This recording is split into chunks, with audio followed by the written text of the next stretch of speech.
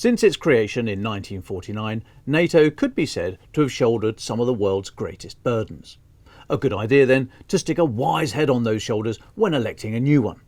So who are the runners and which countries are the riders in the race to be the next NATO numero uno? And what does all this jockeying say about the health of the alliance? Welcome to the 2023 Brussels Derby.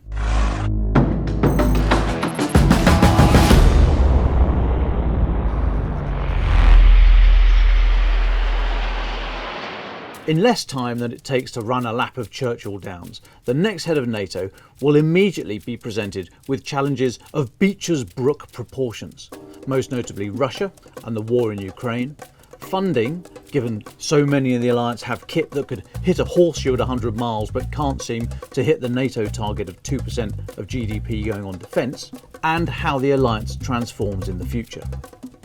I interviewed General Sir Tim Radford this week, the Deputy Supreme Allied Commander of Europe. You can find the article on our website. In fact, look at the website because they cut loads of it out of the paper. He's D. Sakur, the Deputy Supreme Allied Commander Europe, the second in command of NATO's military arm.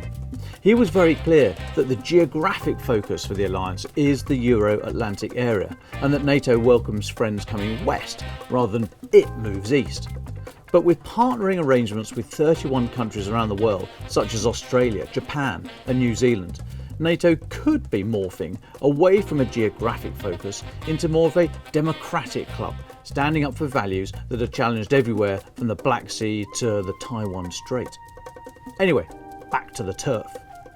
The tenure of the current Secretary General, Jens Stoltenberg, ends in September, having been extended 3 times already since the former Norwegian Prime Minister took the job in 2014. He has displayed a firm grasp on the reins and has cantered along at a fair old pace, guiding the alliance through the heavy going of a resurgent Russia and a turbulent Trump. But he's not spared the whip either.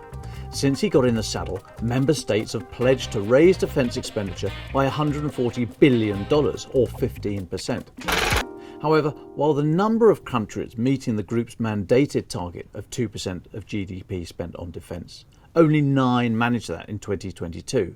Most are still falling at that particular hurdle. A big problem, however, is that he's due to take over as the head of Norway's central bank and has already said that he won't stay on after his current mandate ends. But he's a known beast at a tricky time for the alliance with Ukraine's counteroffensive just starting, and some say he should be extended again to cover NATO's 75th anniversary next year. So if I found a tenner under Roland Oliphant's desk here at Telegraph Towers, I might be tempted to stick it on the Norwegian nag. Next out of the starting gates is Britain. The UK is hoping to bag NATO's top job for the first time since Lord Robertson left in 2004. Now, as a thoroughbred, Ben Wallace might be more shire than race, but he has good pedigree and has been fundamental in getting weapons into Ukraine. And, having survived in post 3, yes, 3 British Prime Ministers, undoubtedly has good staying power. He also, when asked, said being the head of the 31 nation alliance would be a nice job. And anyone who knows anything about British understatement will be able to interpret that to mean he'd happily ride naked in the Kentucky Derby if it secured him the top job. Ben Wallace said this week that he reckons he's already out of the running. Rishi Sunak, the current Prime Minister, even lobbied President Biden on Mr. Wallace's behalf during a recent trip to Washington. However, asked about Wallace's candidacy during a press conference alongside Sunak, Biden called him a very qualified individual, which is hardly a ringing endorsement. He then reiterated NATO would pick the next leader collectively, which is true. But again, a statement so blindingly obvious it seemed almost as if he was desperately filling time so he didn't have to say what he really thought. So Ben Wallace might be charging along on the outside, but it's debatable how much strength he has left in his legs, as sleek and slender as they are. Now, ahead of Sunak's visit, a British official told reporters that the Prime Minister felt it was important that Stoltenberg's replacement understands the importance of defence spending at a critical time. That was seen as a dig at Denmark, the country of current frontrunner Prime Minister Mette Frederiksen, but where, on her watch, defence spending has remained stubbornly short of the 2% target, although it is now increasing. Where's the money? She also took a tour around the White House parade ring just before Rishi Sunak popped in. Denmark's coat is particularly shiny right now, given Copenhagen's promise to train and eventually equip Ukraine with American-made F-16 fighter jets, as well as offering other military, economic and humanitarian aid.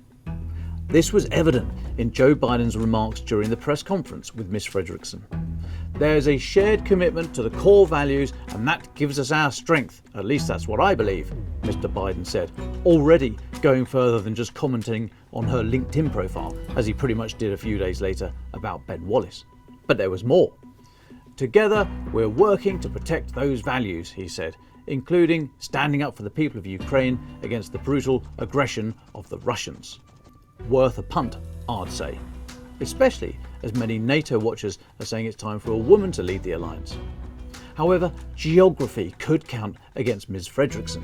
If successful, she would be the third straight Nordic Secretary General after Anders Fogh Rasmussen, a former Danish PM, and before him, Dutch politician and diplomat Jaap de Hoop Scheffer.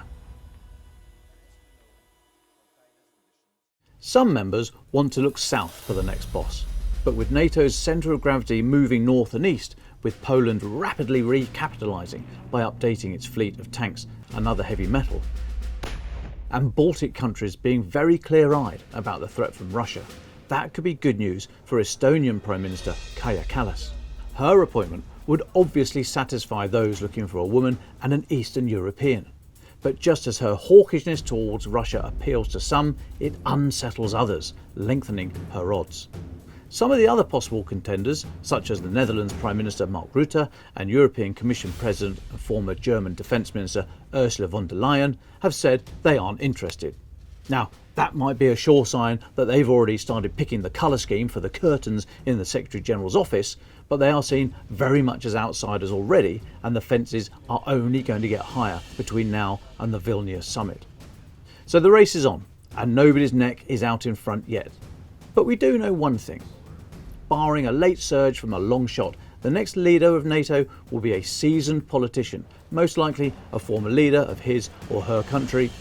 That individual is almost certainly going to be chomping at the bit to get stuck into Russia and more than capable of dealing with strategic shocks like another Trump presidency. That will come as little comfort to Vladimir Putin, who had laid the biggest bet of his life that his ridiculous adventure in Ukraine would split NATO. Quite the opposite. His actions have made the alliance stronger and more unified and has filled the global stands with people cheering his lame and knackered performance. Defence in Depth is a weekly video output by the Telegraph of the big defence stories. If you'd like a daily fix of content about the war in Ukraine, I'd suggest Ukraine the Latest, the Telegraph's podcast. I'm away next week, but we have a very special guest who listeners to the podcast will recognise. For more defence stories, we've left links in the description below, and if you have a topic you'd like us to discuss, let us know in the comments. Please do visit our website for the latest updates, news and analysis, or failing that, you can read the paper. That's the story.